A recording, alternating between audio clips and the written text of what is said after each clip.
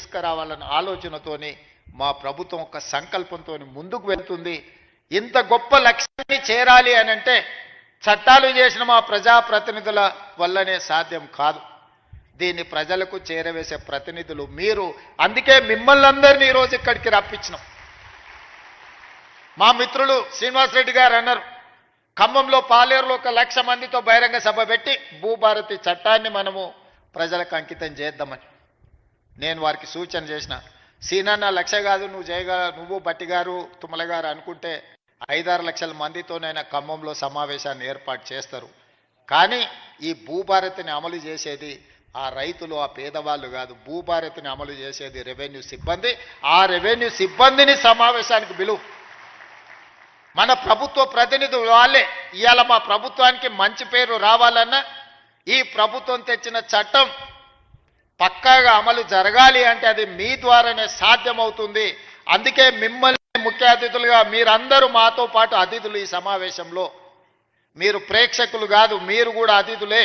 ఈ చట్టాన్ని ప్రజల దగ్గరికి తీసుకెళ్లే బాధ్యత మీ భుజస్కంధాల మీద ఉంది. మా ప్రభుత్వం రెవెన్యూ సిబ్బందిని సంపూర్ణంగా విశ్వసిస్తుంది. మిమ్మల్ని దొంగలుగానో, దోపిడీదారులుగానో, అవినీతి పరులుగానో మేము చిత్రీకరించదలుచుకోలేదు.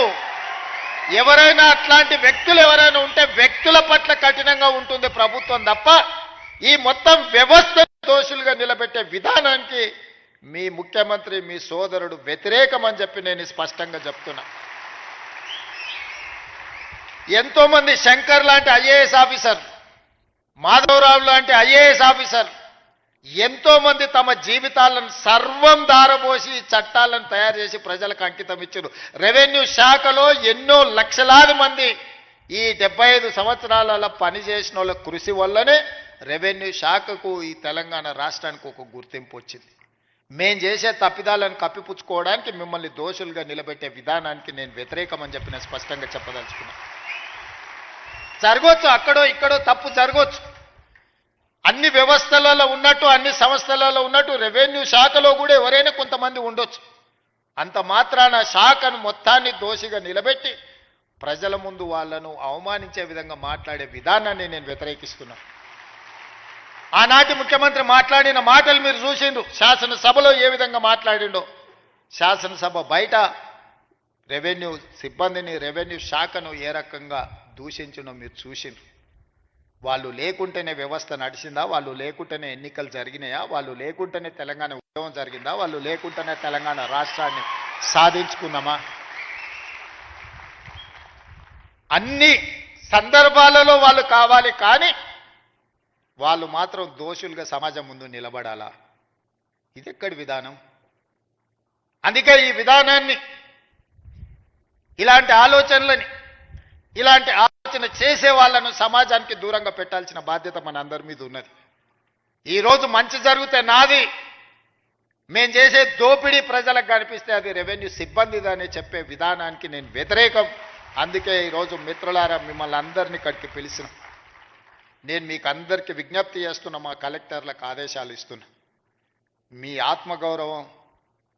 ఆత్మగౌరవమే మా ఆత్మగౌరవం.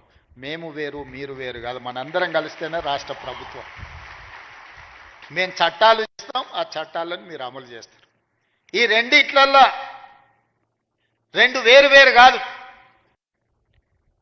ఒక మనిషికి 2 కళ్ళు ఎంత ముఖ్యమో తెలంగాణలో ఉన్న 69 లక్షల రైతులకు రాష్ట్ర ప్రభుత్వము, రెవెన్యూ సిబ్బంది 2 కళ్ళ లాంటి వాళ్ళు. ఈ 2 కళ్ళు సరిగ్గా ఉన్నప్పుడే సమాజాన్ని మనం చూడగలుగుతాం, ఈ సమాజానికి మేలు చేయగలుగుతాం. అందుకే గ్రామాన వెళ్ళండి. ఏదైతే మన ప్రతిష్టకు భంగం కలిగిందో, మనల్ని అనుమానించే విధంగా, మనల్ని సమాజంలో దోషులుగా నిలబెట్టే ఆలోచన విధానాన్ని ఈరోజు ప్రక్షాళన చేయాలి, కడగాల్సిన అవసరం ఉన్నది. ఆ ప్రజల దగ్గరికి వెళ్ళి ప్రజా దర్బార్లు నిర్వహించి రెవెన్యూ సదస్సుల ద్వారా ప్రజల సమస్యలు తెలుసుకొని